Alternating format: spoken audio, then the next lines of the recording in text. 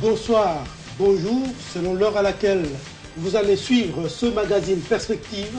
Comme vous le savez, l'actualité nationale est rythmée par, j'allais dire, l'explosion ou même l'implosion au sein de l'opposition.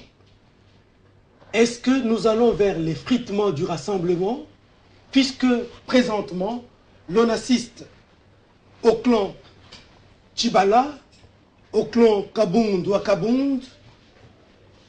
Au sein de l'AR, il y a également division des lycées Sanga et Ouanga, démis de leur position, de leur statut, et même de l'AR et KTB Katoto, réinstauré, réinvesti, et ils regagnent l'AR.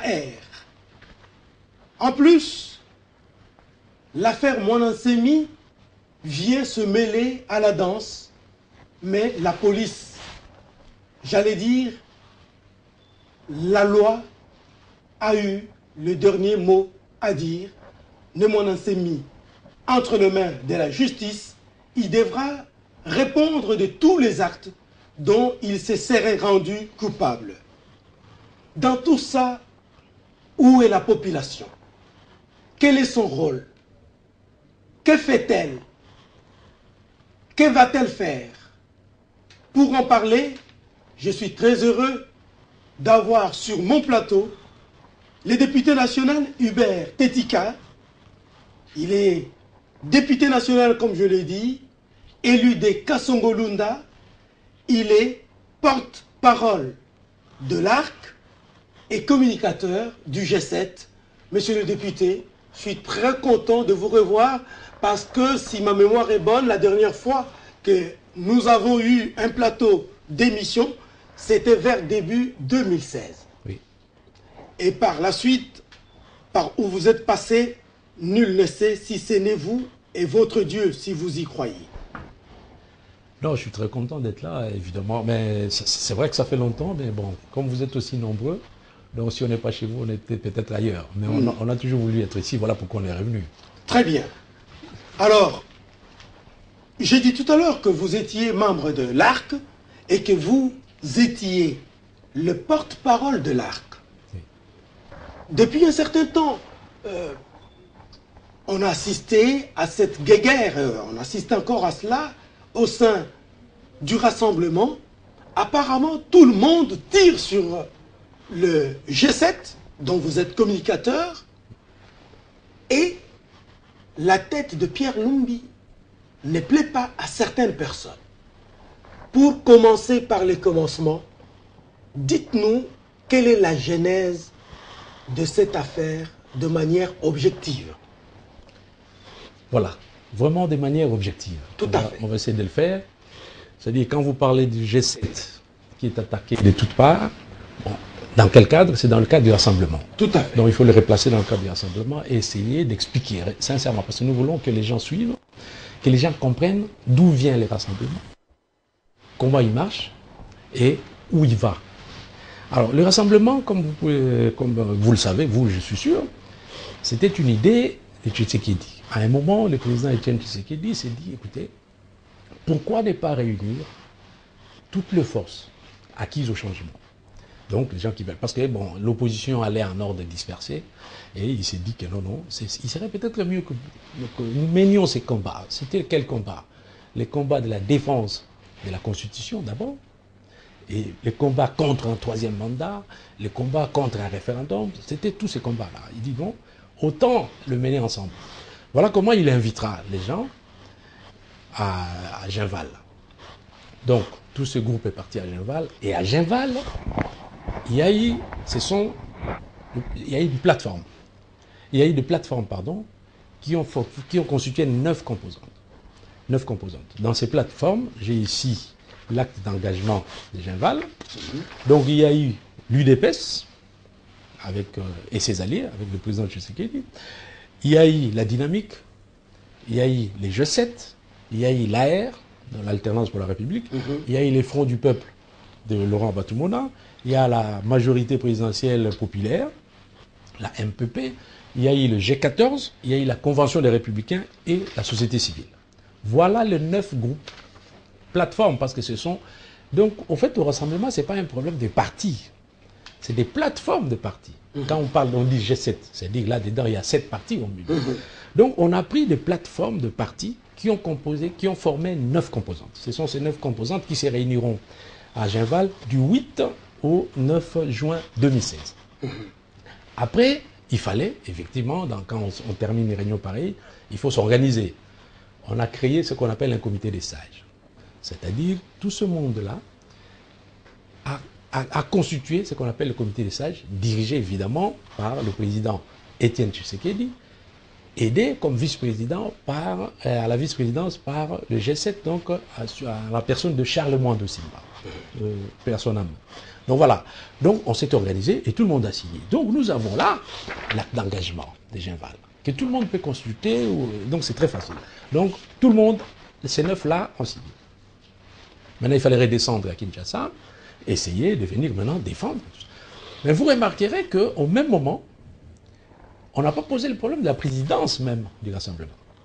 On a plus mis en exergue le comité des sages, mais en réalité, comme vu l'envergure de la personne de Tshisekedi, on l'a laissé en réalité. Donc il était à la fois président du comité des sages et de droit, enfin, comme on peut dire, président en même temps du rassemblement. Parce que quand on parlait du rassemblement, j'espère que tout le monde avait compris que c'est lui qui les dirigeait, mais en même temps. Tout ce monde-là est rentré à Kinshasa, vous aviez suivi. Mais le combat que ce rassemblement a mené. Mais il y a eu un événement malheureux qui est arrivé. C'est la mort du président Étienne Tshisekedi. Vraiment de manière inattendue. Voilà, de manière inattendue. Et il y a eu la mort du président Étienne Tshisekedi. Donc, il fallait alors, en ce moment-là, donc il y a eu la nécessité de vouloir réformer, effectivement, ces organes, parce que pas réformer, c'est-à-dire essayer de pouvoir assez vide, assez grand vide, causé par cette disparition, vraiment que personne n'attendait ni ne souhaitait.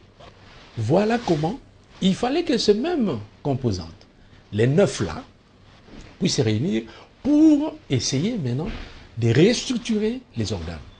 Donc ces organes ne pouvaient être restructurés que par ces 9 là et par personne d'autre. Donc voilà.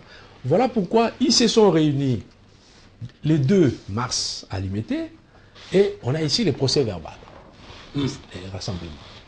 Alors, chaque groupe était représenté par 2 personnes. Très rapidement, parce que l'opinion veut avoir. Non, j'aimerais que l'opinion comprenne. Voilà pourquoi. Qui ont signé. Voilà, qui ont participé et signé. Tout à fait. Au procès verbal. Pour le compte de l'UDPS, il y a le secrétaire général Kabounda Kaboul qui était là. Il y a eu M. Bruno Tshibala, il faut qu'on retienne un peu ça, le 2 mars. Parce que le 3, il jouera une autre partition. Donc le 2 mars, M. Bruno Tshibala participe à cette réunion-là. Est-ce que, je voudrais bien voir si vraiment M. Bruno a participé et signé, je voudrais lire son nom. Attendez, participer, vous avez son nom. Vous voyez bien, M. Bruno Tshibala, participer. Oui. À la signature, évidemment, vous ne signez pas 2. Quand vous allez à 2, c'est un individu qui signe. Alors, comme il était avec qui? Il était avec M. Jean-Marc Kabound. Et celui qui a signé, c'est M. Jean-Marc Kabound. Tout à fait. Ils étaient à 2. Donc, il ne s'est pas opposé à ça, à cette restructuration. Donc, le 9, tout le groupe, je ne sais pas s'il faut vous les citer, mais donc vous voyez là, les G7 étaient représentés par M. José Noudno et Christophe Lutundula, la dynamique par M. Fayoulou, l'alternance pour la République, l'AR par M. Sessanga et Wanga, la Convention des Républicains par M. Kitengeyezou et Jonas Mukamba, le Front du Peuple par Laurent Batumona, le G14 par M. Baudouin Boissa et M. Kabamba Mboueboué, la majorité présidentielle populaire par Jean-Pierre Boka et Mme Eugénie Tchela, la société civile par M. Christopher Ngoy et M. Jean Bosco Poula. Les 2 mars. Est-ce que M. Olenga Koy n'a pas signé quelque part? Non, mais non, la dynamique était là, représentée par M. Fayoulou. M. Fayoulou. M. Fayoulou, qui lui, d'ailleurs, n'est pas resté le bras croisé, a fait même un communiqué le même 3 mars. Ce communiqué signé Martin Fayoulou pour dire que la dynamique prenait acte de la restructuration des organes du rassemblement et de la désignation de leurs animateurs tels qu'opérés les jeudis 2 mars. Donc, ouais, pour le compte de la dynamique. Donc, de ces faits, on peut déduire que M. Lengankoy, étant de la dynamique, donc, entrait dans cette logique. Tout à fait. Voilà. Donc, nous avons tous ces documents à la disposition de toute personne qui le voudrait. Donc voilà, c'est-à-dire il y a eu cette restructuration qui a été faite, mais dans la restructuration, on s'est décidé de scinder, de clarifier la situation, c'est-à-dire nommer un président du Rassemblement et un président du comité des sages. Voilà pourquoi, à tout seigneur, tout honneur, on s'est dit qu'en mémoire du regretté président Tshisekedi, il fallait que le poste de président du Rassemblement soit réservé à son parti. Voilà pourquoi on a élu, on nomme pas chez nous, on a voté pour Félix Tshisekedi comme président du Rassemblement. Tout à fait. C'est noté noir sur blanc dans la rubrique désignation des animateurs des organes du Rassemblement. M. Félix Tshisekedi Tshilombo est nommé et a été désigné président du Rassemblement. Et il fallait aussi pourvoir au poste de président du comité des sages. Voilà pourquoi les choix a été porté sur Pierre Lumbi, que tout le monde connaît, dont la probité morale n'est pas à mettre en doute.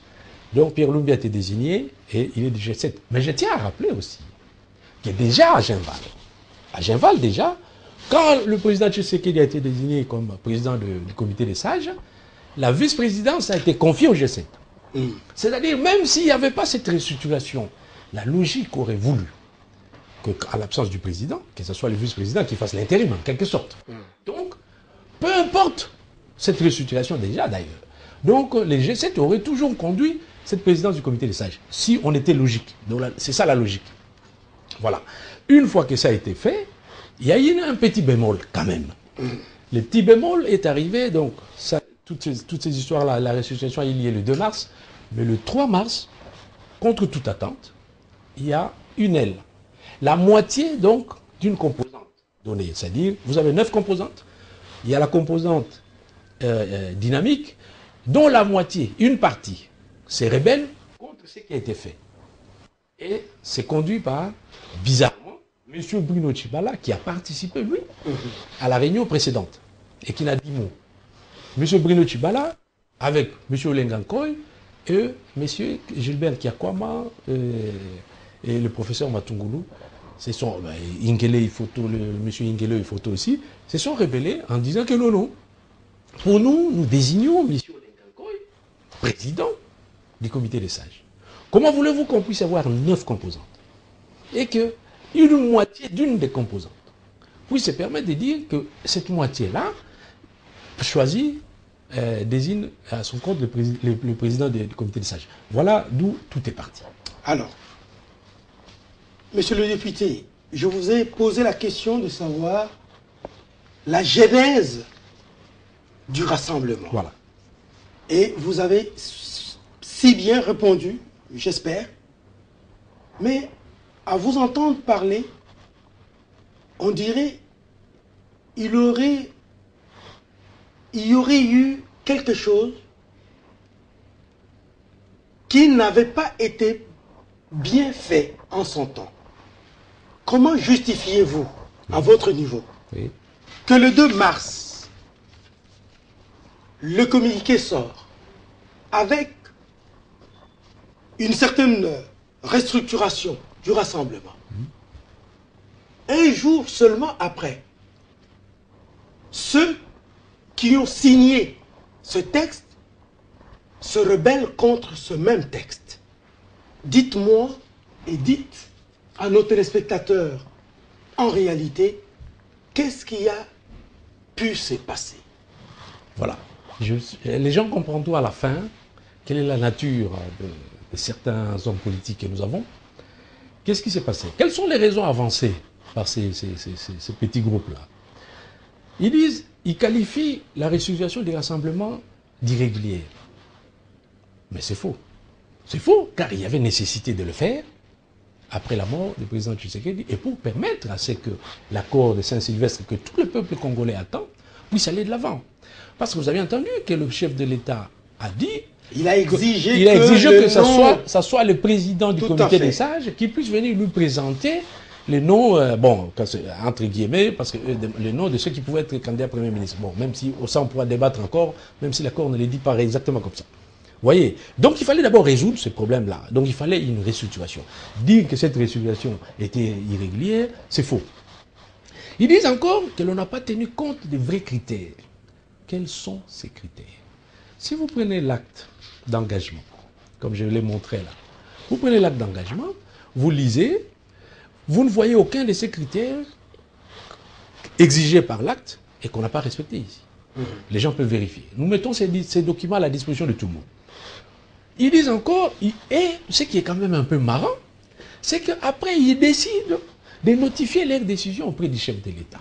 Alors là, c'est là où maintenant que les gens doivent chercher à comprendre. Est-ce que le chef de l'État régente l'opposition? Est-ce que c'est au chef de l'État qu'il faut aller remettre les résultats d'un travail interne de l'opposition? Donc on peut déjà commencer à comprendre qu'est-ce qui se passe réellement. Parce que comment ils peuvent se décider de notifier au président de la République les résultats de leurs réunions? C'est quand même incompréhensible.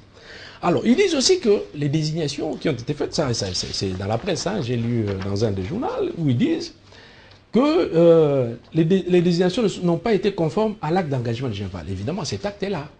Et nous le laissons à la portée de tout le monde pour voir si ça n'a pas été conforme. Il y a une nécessité de restructurer suite à la mort du président Tshisekedi. Alors maintenant, il continue encore. Ce qui est grave, c'est qu'ils continuent maintenant à donner des raisons pour lesquelles eux, ils ont désigné. Ils ont porté leur choix à M. Olenga Nkoy. Alors là, vous êtes de la presse, je pense qu'il faut que tout le monde comprenne. Ils parlent de l'ancienneté. Ils disent non, M. Olenga Nkoy jouit d'une certaine ancienneté et constance dans les combats politiques au sein de l'opposition. C'est ici le lieu de préciser la notion de l'opposition. L'opposition ne peut pas être considérée comme un statut, une carrière, et surtout, il ne faut pas en faire un fonds de commerce.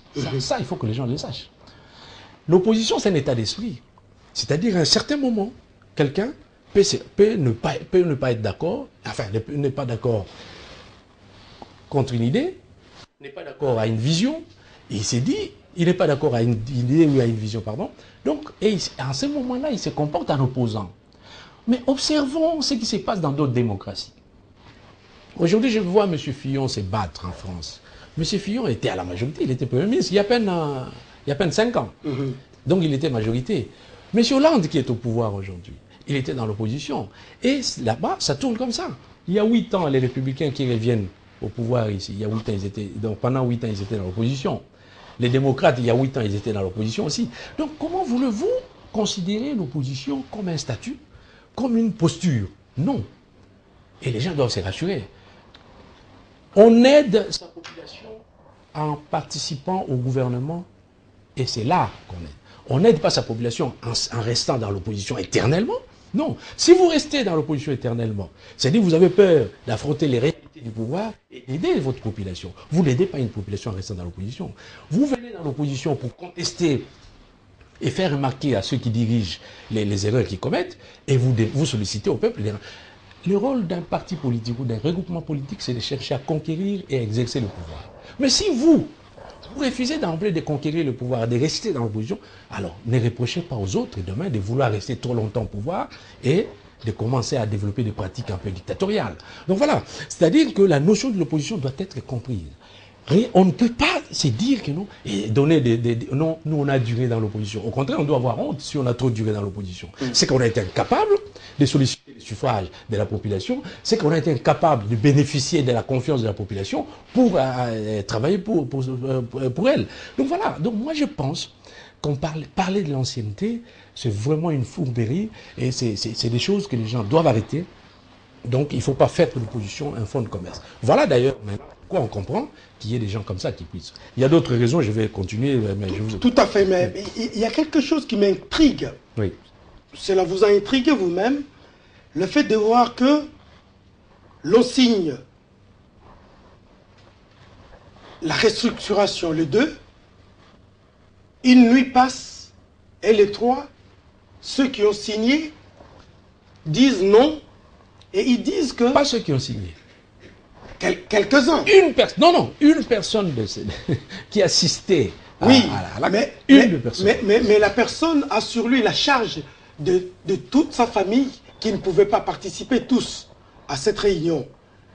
Monsieur Tchibala, au nom de l'UDPS, le secrétaire général Jean-Marc Kabondo Akabondo, d'accord pour ce qui avait été fait, publié. Monsieur Raymond Tchibala se retourne... Bruno, pardon. Tchibala se retourne contre Jean-Marc, contre les dispositions telles que fixées. Il dit, niet, nous c'est Olengankoy. Du coup, le résultat de cette réunion sont transférés ou envoyés chez le président de la République. Et quand vous dites que il faut voir la nature de l'opposition, ne pas faire de l'opposition un fonds de commerce. Qu'est-ce que vous êtes concrètement en train de redouter? Non, je redoute tout simplement cette pratique qui, oui, clairement, qui commence à prendre corps. Hein, c'est-à-dire dans le... Il faut que ça s'arrête, cette pratique-là, de vouloir faire de l'opposition un fonds de commerce, vouloir rester trop longtemps dans l'opposition et alors essayer de bénéficier de ce qu'on peut bénéficier. En ce moment-là, vous devenez très faible vis-à-vis de ceux qui dirigent. C'est ce qu'on est en train de voir là maintenant. Quand vous voyez des gens qui se retournent en 24 heures, et les gens qui vont chercher des postes qu'ils ne peuvent pas voir, mais ils peuvent se rassurer. Nous au G7, le G7, on sait d'où il vient. Tout le monde connaît le combat du G7. Les G7 sont opposés à quelque chose. Nous étions au pouvoir, nous. Nous étions bien. C'est pas maintenant qu'on va venir discuter des postes. Excusez-moi, il faut que je précise ça. C'est pas maintenant que nous venions discuter des postes, nous. Nous, les postes, on les avait. Si nous n'avions pas besoin de l'intérêt de la population, on serait resté au gouvernement. On avait des postes, on avait beaucoup de postes. Mais si nous sommes partis, c'est parce que nous, au moins, on a dit non. Nous ne pouvons pas continuer à laisser faire ce qui est en train de se faire. Et qu'ils sachent aussi que nous ne sommes pas allés à l'opposition pour y rester. Nous, parce que nous allons rentrer, aider le peuple, travailler pour le peuple, parce qu'en gagnant les élections qui vont venir, parce que nous allons les gagner. Voilà comment nous disons clairement qu'on ne peut pas aller dans l'opposition. Il faut être irresponsable pour penser qu'il faut aller parler de l'ancienneté dans l'opposition. C'est anormal. Voilà. Donc voilà. Alors, ce que vous ne voulez pas dire, vous pensez que la branche des Tchibala est en train d'être manipulée par le pouvoir pour vous affaiblir et pour que tous ceux qui vont marcher avec eux puissent trouver grâce devant ceux qui sont en train, présentement au moins, de diriger les affaires. Je vous le laisse dire, c'est peut-être non, c'est peut-être les résultats. C'est ce qui découle naturellement de votre analyse. Nous venons apporter l'analyse. Qu'on nous contredise. Nous voulons même un débat contradictoire. On peut m'amener, moi, M. Tshisekedi, si vous voulez, vous organiser, et M. Olengankoy, si vous voulez, dans un débat contradictoire. Ou M. Tchibala, on va les leur dire. Vous pouvez organiser ça, nous allons leur dire. Mais bon, si c'est ça les résultats de l'analyse, c'est qu'il y a un problème. Donc, c'est qu'il faut que le peuple sache où est vraiment son intérêt. Alors, ils ont, en dehors de l'ancienneté de M. Olengankoy, évidemment, j'ai précisé que nous, qui se rassurent, tout ce monde-là, nous les G7, nous ne sommes pas venus dans l'opposition pour durer. Nous sommes venus dans l'opposition pour reconquérir le pouvoir. Et d'ailleurs, nous sommes prêts et nous allons gagner les élections bientôt là. Bon, voilà. La deuxième raison qu'ils ont donnée, ils disent que M. Olengankoy bénéficie d'une forte personnalité. Incroyable. Incroyable. Laissez-moi dire clairement ceci. Comment peut-on comprendre? Peut-on parler de la sagesse pour un monsieur qui, durant toute sa vie politique, n'a fait montre d'aucune sagesse? Monsieur Olengankoy, il n'a fait montre... Non, écoutez, non. Comment peut-on dire ça? Pédale douce. La sagesse est un concept moral, attendez, un concept vous éthique. Allez diriger un comité des sages. Attendez. Il faut que vous fassiez montre d'une certaine sagesse, vous-même déjà. Parce que M. Olengankoy, s'il faisait montre d'une certaine sagesse, il aurait compris que ce n'était pas son niveau. La sagesse l'aurait aidé, à comprendre que ce n'était pas son niveau. Ça veut dire quoi clairement? Mais attendez, ce que je veux dire, c'est clair. Parce que quand vous êtes président du comité des sages, vous avez une certaine personnalité. Vous dirigez diriger le Conseil national de suivi des accords. Attention, il faut savoir respecter les institutions et les postes. C'est pas maintenant que tout le monde peut devenir n'importe qui, qu'on peut se permettre d'aller n'importe où et d'occuper n'importe quel poste. Non. Être président du comité des sages ne peut pas être à la portée de tout le monde. Surtout pas à la portée de M. Olenga Nkoy par rapport à son passé que nous connaissons. Il parle d'une forte personnalité. Moi, je n'y crois pas. Parce que, voyez Lumbi, Pierre Lumbi, qui ne le connaît pas. C'est monsieur qui a une forte personnalité. Voilà quelqu'un qui a une forte personnalité.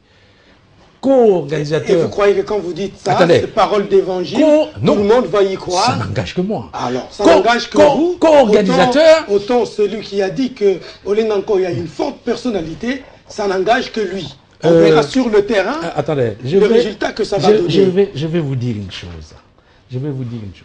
Je ne viens pas ici pour raconter n'importe quoi.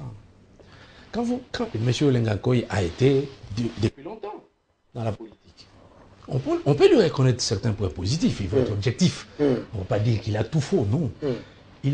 C'est un courageux, il faut le dire.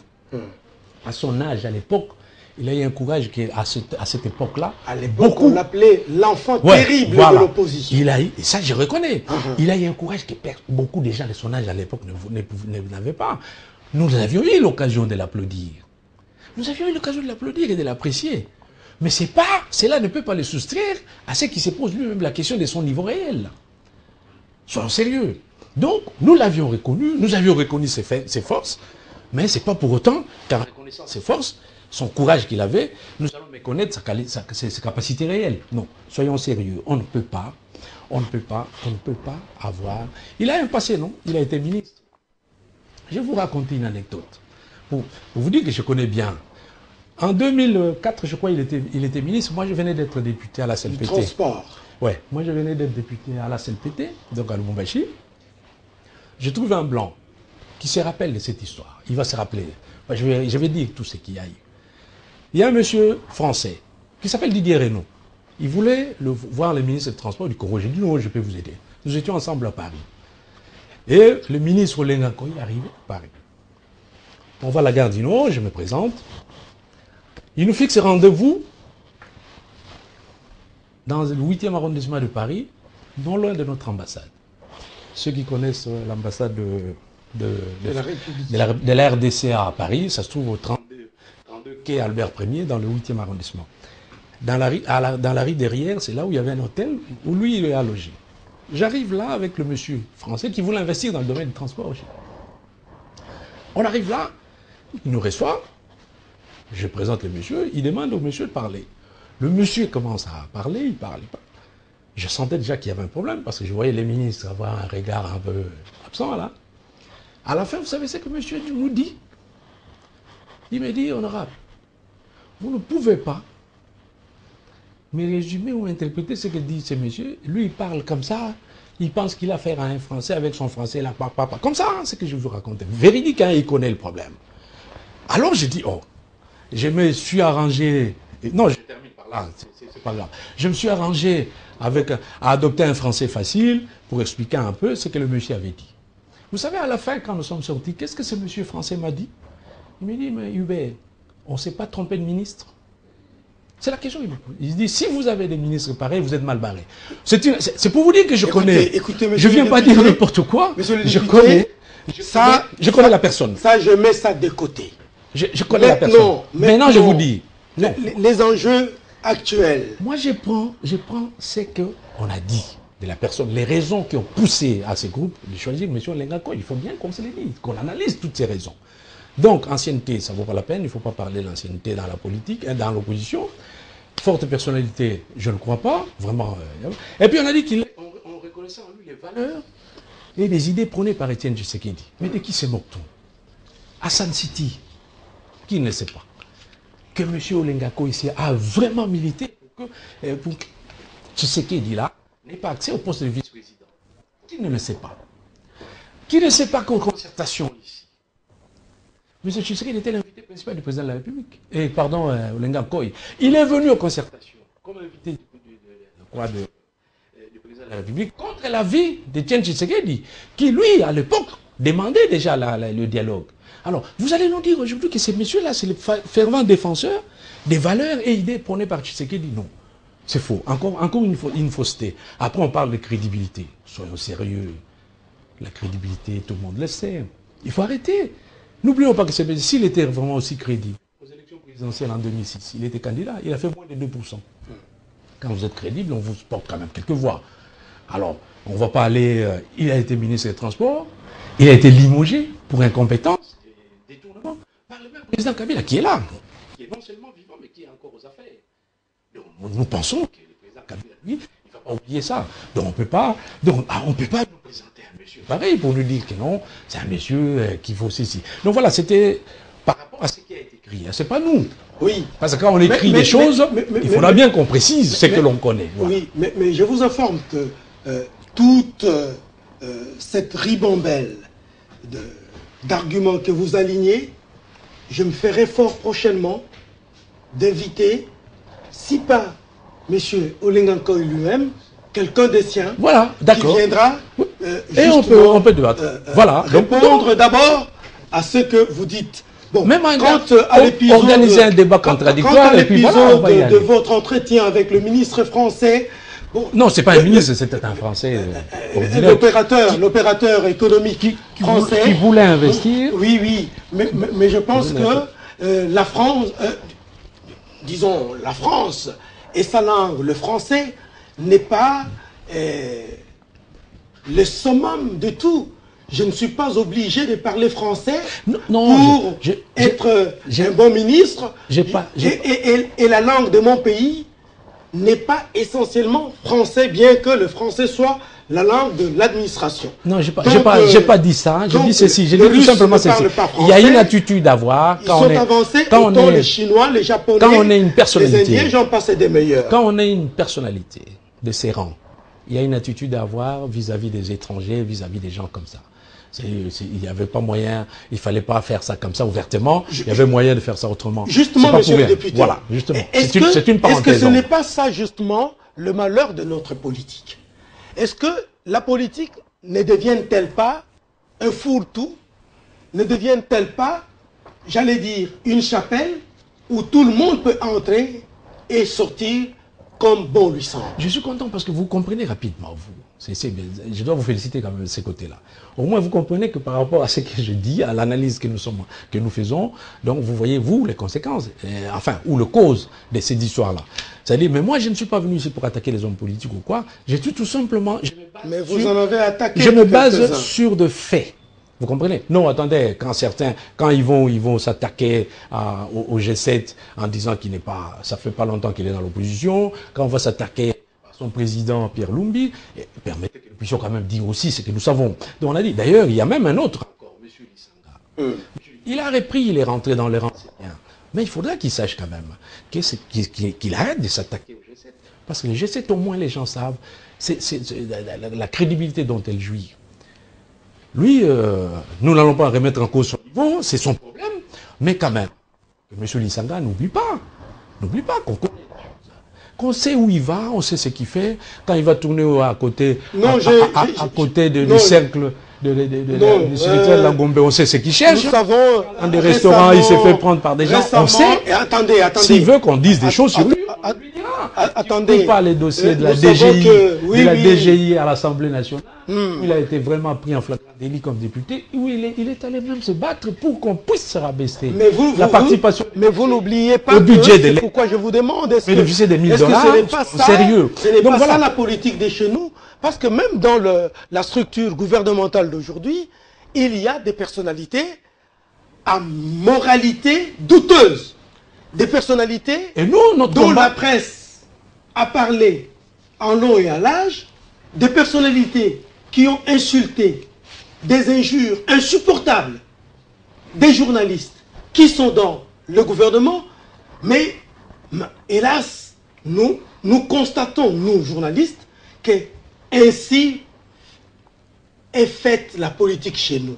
Ainsi va la vie politique chez nous. Et nous, au G7, c'est ce que nous ne voulons pas. Attendez, quand nous aurons le pouvoir, si nous accédons au pouvoir, si nous gagnons les élections, nous allons tenir compte de ça et nous allons essayer enfin, je ne parlerai pas de nettoyage, mais essayer de voir un peu, essayer de faire en sorte qu'il y ait moins d'hommes politiques de cet acabit-là. Parce que c'est pas normal. On ne Et peut donc, pas. vous allez tenir compte aussi de la transhumance, j'allais dire l'instabilité, le fait que les politiques congolais bougent trop. Aujourd'hui, ils sont à gauche, demain, ils sont à droite. Et ça aussi, vous allez tenir compte? Attends, attendez, si vous voulez parler de nous... Non, c'est une question que je vous pose. Nous étions la majorité et nous étions fiers de l'être. Ok? Nous avions mené une politique ensemble avec nos collègues, nos amis de la majorité, mais à un certain moment, nous avions remarqué que les amis voulaient bifurquer, voulaient surtout mettre de côté les textes fondateurs qui nous régissaient tous, ce qu'on appelle la Constitution. Et nous avions pris nos responsabilités pour l'intérêt de cette population. Voilà pourquoi les GC étaient partis là-bas. Mais pas pour durer dans l'opposition, c'est pour revenir, essayer d'organiser les choses en gagnant les élections. Donc, qu'on ne nous mette pas ensemble avec les autres, avec ceux qui font des navettes, qui ont un discours dans l'opposition et dès qu'ils rentrent au pouvoir, ils changent de discours. Nous sommes partis du pouvoir vers l'opposition. 98% des mouvements, c'est de l'opposition vers le pouvoir, et puis quand on arrive au pouvoir, on change les discours, on devient plus membre de la majorité présidentielle que les autres. Mais nous, non. Nous avions quitté le pouvoir pour aller dans l'opposition. Et vous voulez rentrer? Nous allons rentrer parce que le combat d'un parti ou d'un regroupement politique, c'est de conquérir et d'exercer le pouvoir. C'est pas de rester dans l'opposition éternellement et jouer, enfin, ce que vous pouvez imaginer. Nous allons rentrer. Voilà. Alors, monsieur le député, il nous reste 10 minutes. Oui. Est-ce que, autour de ce problème, n'avez-vous pas l'impression, en tout cas moi j'en ai, Oui. que l'opposition, globalement, c'est un regroupement d'opportunistes?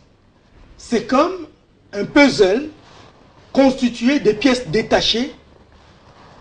En un mot, vous êtes rassemblés, mais vous n'êtes pas véritablement ensemble. Vous êtes, si vous voulez, ensemble, mais vous n'êtes pas unis.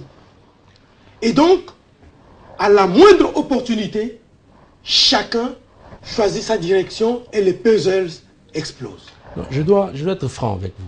Je dois être franc avec vous. Je ne vais pas me dérober. C'est malheureusement, c'est ce qu'on constate dans toute la classe politique, pas seulement dans l'opposition, même dans la majorité que vous voyez là. Mais aujourd'hui, nous parlons de vous. Aujourd'hui, cette majorité tient, on sait pourquoi, elle tient à un fil. On dit que non, c'est plus comme ça, mais c'est en 5 minutes que ça sera désintégré. Malheureusement, c'est une situation que je déplore. Tant pour le côté de l'opposition, tant que du côté de la majorité. Et voilà pourquoi nous, au niveau du G7, nous voulons nous battre pour que demain, nous puissions essayer d'arranger un peu tout ça. Alors, affaire Némon Dantemi. Il crée le trouble. Selon un certain témoignage, que l'affaire est essentiellement passionnelle. J'allais dire idyllique, amoureuse. Mais les gens perdent leur vie. Il est entre les mains de la justice aujourd'hui. D'après vous, en tant que député national, quel sort réservé à Némon Dantemi? Bon, c'est pas moi de décider du sort qu'on va lui réserver, mais néanmoins, je me dis, c'est vraiment regrettable.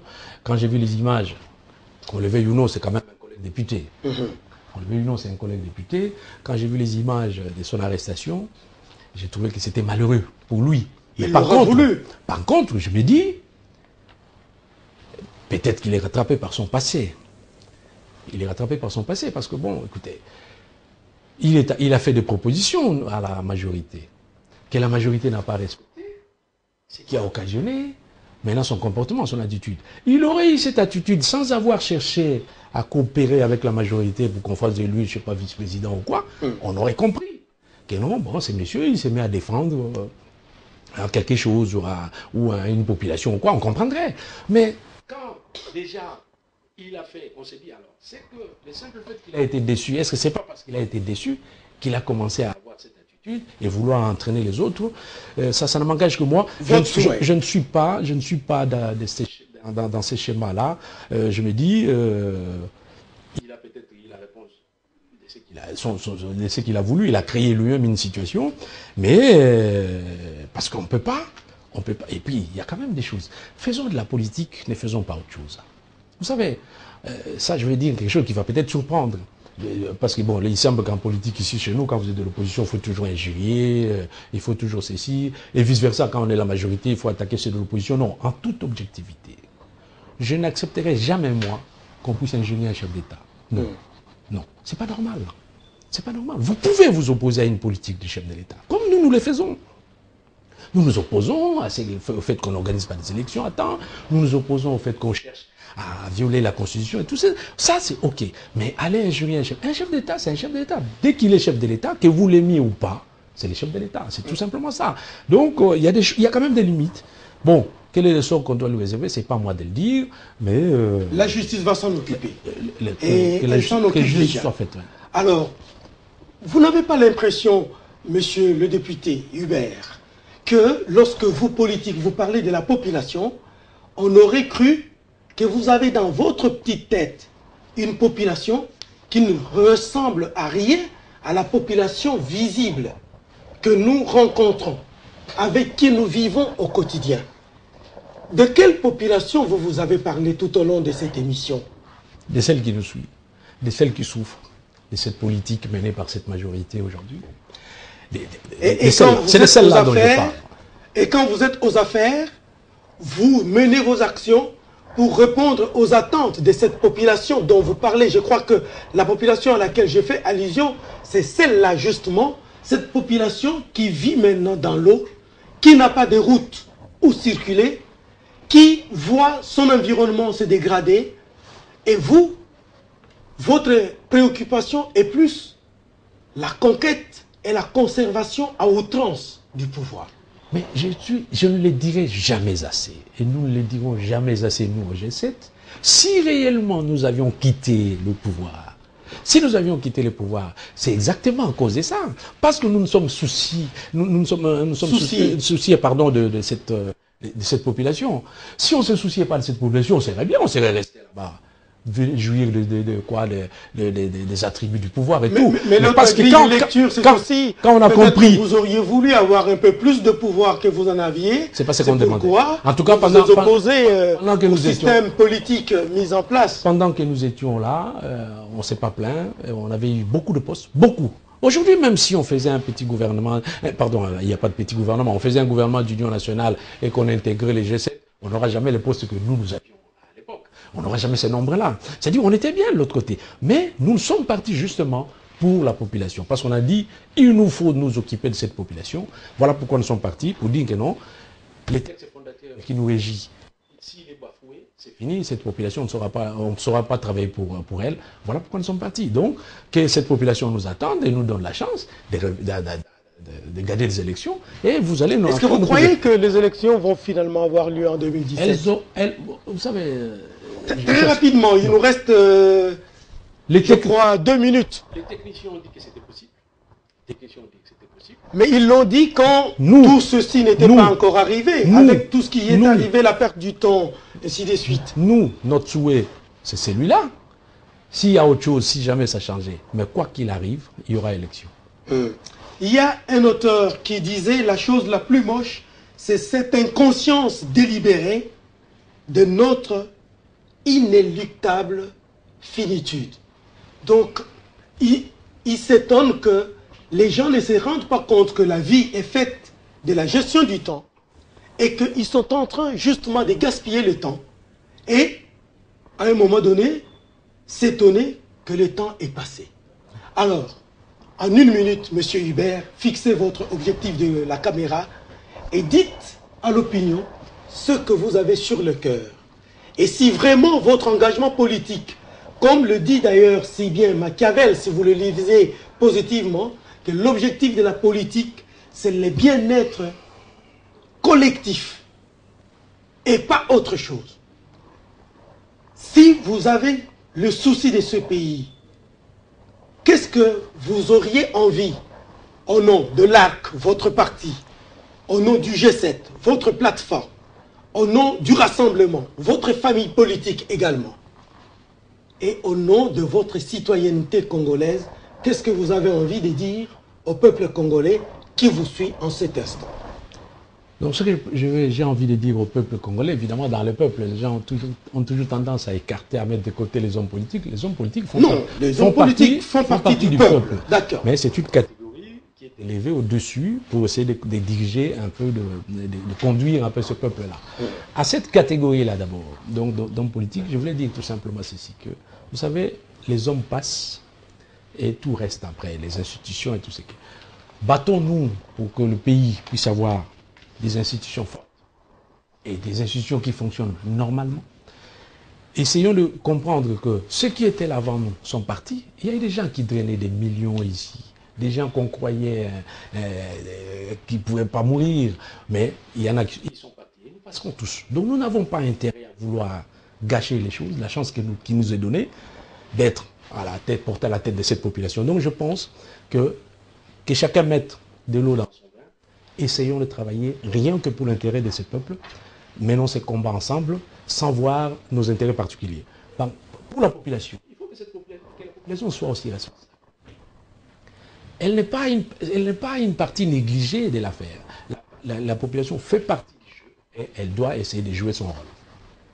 Et moi, je vais surfer là-dessus. La population doit se mobiliser. Elle doit se lever. Elle doit, comme disait M. Laurent Désiré Kabila, se prendre en charge. Car nous sommes tous co-héritiers de ce pays. Nous n'avons que la République démocratique du Congo comme pays.